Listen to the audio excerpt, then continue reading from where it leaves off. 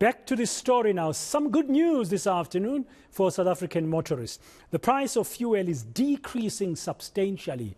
Both grades of petrol will be 71 cents cheaper, when diesel, for its part, will go down by between 80 and 84 cents a litre. Illuminating paraffin will decrease by 43 cents a litre. Gas prices, however, will rise by 75 cents a kilogram. It is indeed good news, but let's get some more reaction now from economist, Professor Bonke Dumisa. Doc, good afternoon.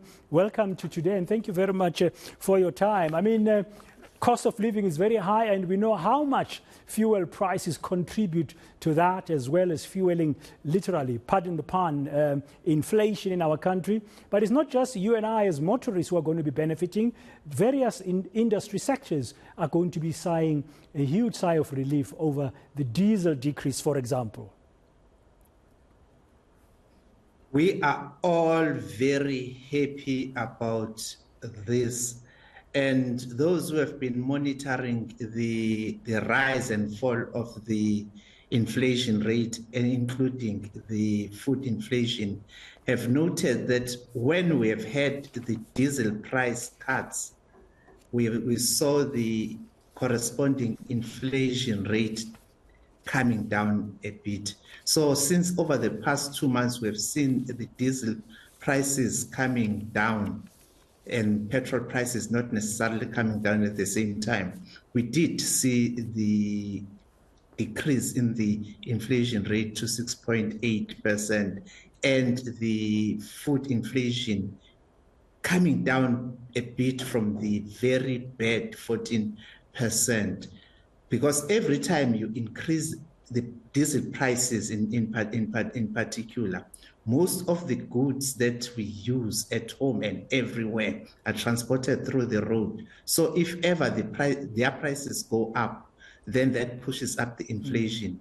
Let us hope that we can have this, as we are going to have it from this coming Wednesday. Unfortunately, there's a possibility that we may not be this happy in July, because the OPEC countries, particularly Saudi Arabia, is already complaining, because the reason why we got these petrol price cuts and diesel price cuts was because we saw the average price of international Brent crude oil price at about $75 per barrel this month in May, compared to over $85 per barrel in April. So we hoped we could get the same thing this month, in June. But it's possible that it may not happen, because OPEC is already pushing for production cuts so that they can push up the prices. But let me not tamper with that one. Let me talk about what makes us happy now. We are very happy, and we are hoping then that we are going to see the various entities who had pushed up their prices, trying where they could, trying to pull them down, as well as we normally see in some of the sectors. We are happy, and let us hope South Africans will be saying, after feeling bad about the repo rate increase on the 25th of May, they are going to say at least something good is still happening in South Africa. Something to smile about. Yeah, that's why we're talking about this good news this afternoon.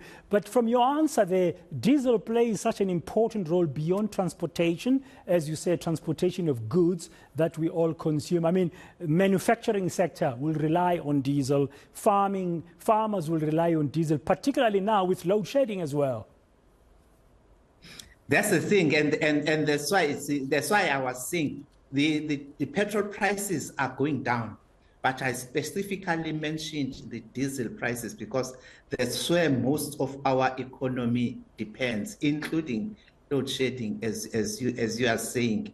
So whenever we saw the diesel prices going up, we were really highly punished, and South Africans are saying they can no longer afford to live.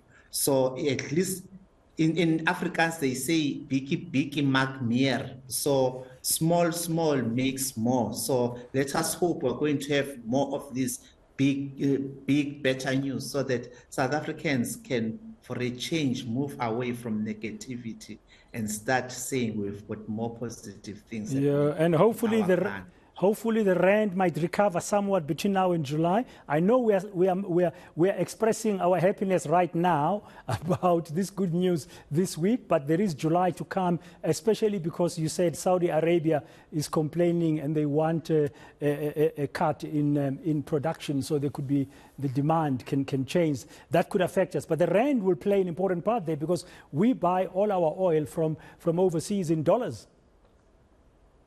Yes, the good news, the US dollar is still above 19 rands to when you yesterday, this morning, it was at 19 rands 53, something like that, to the US dollar, compared to last Thursday when it was at 19 rands 87 to the US dollar. So if ever it keeps on coming down and we have less of the Ukraine-Russia issues affecting the South African rand and dollar, then we can see the rand rebounding in a way. But let us not be hopeful too much about that thing because it's too much of geopolitical issues. Let us deal with things which are still within our control.